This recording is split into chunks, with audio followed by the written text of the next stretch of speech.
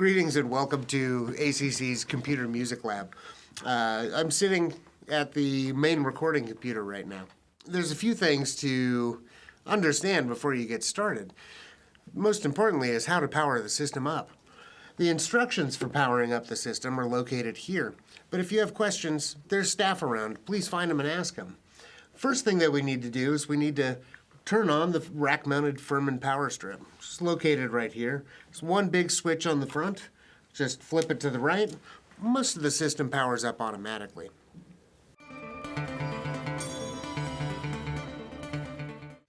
After the computer is turned on, you'll be greeted with this login screen. It's asking for my name. Your name is going to be the S number that your school has provided for you. Then it asks for a password. Unless you have changed your password is going to be your birth date, which is going to be the month that you were born, spelled out and capitalized, followed by the date, followed by a 4-digit year. Let's look at some of the other features that this setup provides us. If we look here, we'll see 2 Grace preamp channel strips. Also the Motu 16A. The Motu is our audio to digital converter. We've got the Mackie Big Knob, which allows us to determine the source of our inputs and the output destination of our signals, and a small MIDI keyboard.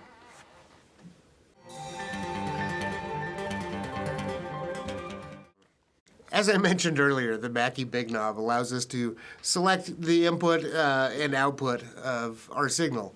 Let me explain. To our right, we have our monitor select. This decides where our output is going. Monitor A sends our signal to the Genelec near-field monitors.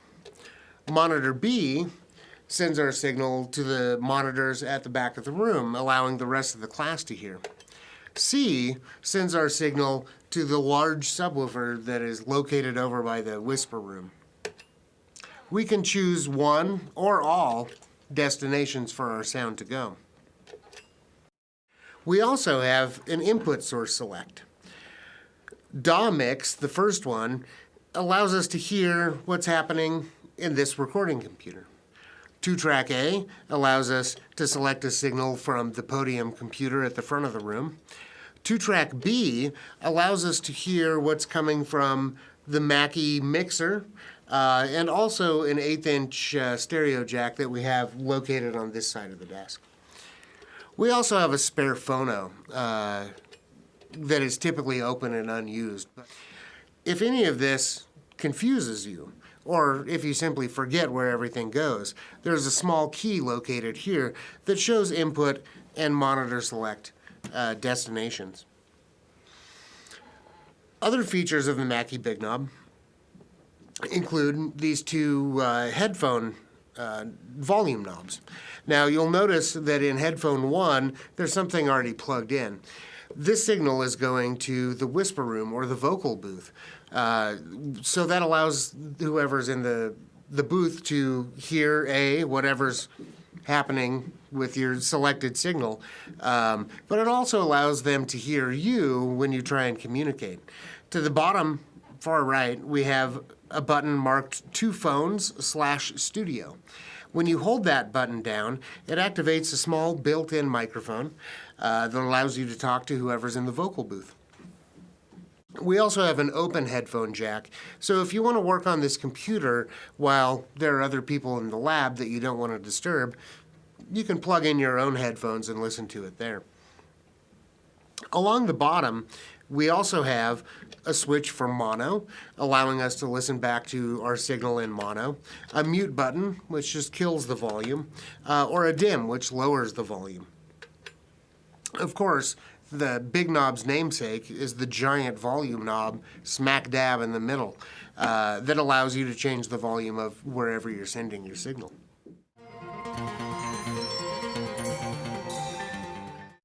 Another feature of this recording setup are the 2 Grace channel strip preamps. Now, by default, the signal going into these is coming from the vocal booth. To use, simply turn them on. The power switch is located on the far right.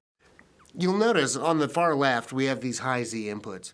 These are wonderful for recording guitars and keyboards. In the case of guitar, you can plug right in and sit at the desk and perhaps use modeling software. To the right of that, you'll see the gain knob. As the gain is metering, it will actually light up red 10 decibels before you're internally clipping. So just because you see red, it doesn't mean that your gain is set too high.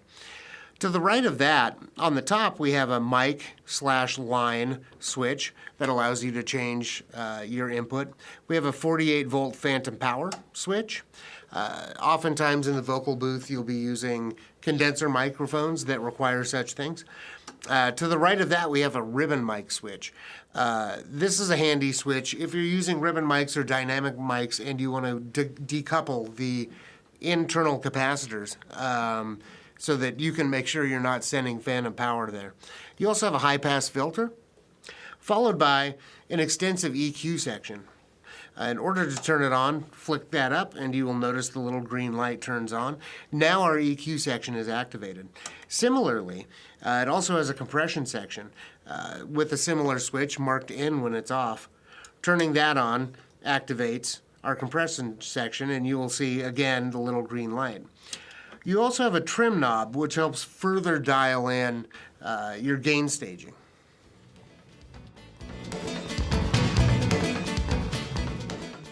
Welcome to the ACC vocal booth.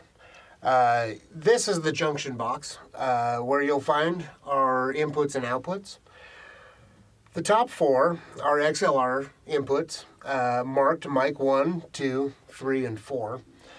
Mic 1 goes to the top Grace channel strip. Mic 2 goes to the bottom Grace channel strip. Mics 3 and 4 go into the Mackie console located just to the left of the main recording computer. At the bottom, you'll notice two 1/4-inch outputs and inputs. One marked headphones. Of course, that is where the headphones go so that whoever is in the booth recording can hear what's happening in the DAW or whoever's talking to them through the Mackie Big Knob. We also have a 1/4-inch marked guitar. Now, this one is typically left open at the other end as well. This allows a few options. You can either plug a guitar in here while you're in the booth and then run that signal into the Mackie console, which then goes into the Motu.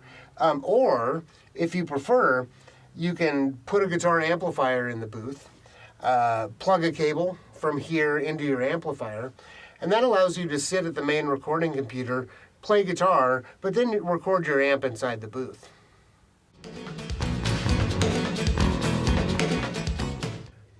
When you walk into the booth for the first time, you will notice two heel microphone boom arms. Typically they're mounted on this wall up high.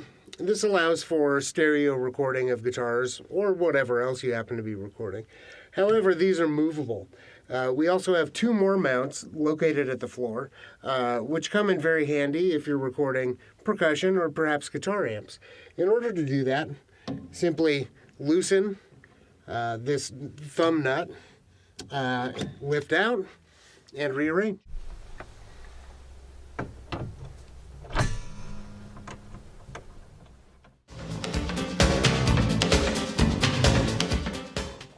For this demonstration, our friend Deborah has volunteered to go into the vocal booth and make some sounds for us. I'll be using Logic Pro to create an audio track and record into. We want to pick an audio track, and we also want to make sure that our input is input 1. That'll allow us to record the input from this top Grace channel strip. After creating the audio track, now we need to try and get a signal from Deb, and we want to be able to hear it. So in order to hear it, we're going to select the near-field monitors on our Mackie Big Knob, and also the DAW mix. Because we're using a large diaphragm condenser mic in the vocal booth, we need to make sure that A, our 48 volts phantom power is turned on. That'll allow us to actually hear what's coming from the microphone. Now, currently, our gain is set all the way down. In order to get a good recording, we need good gain staging.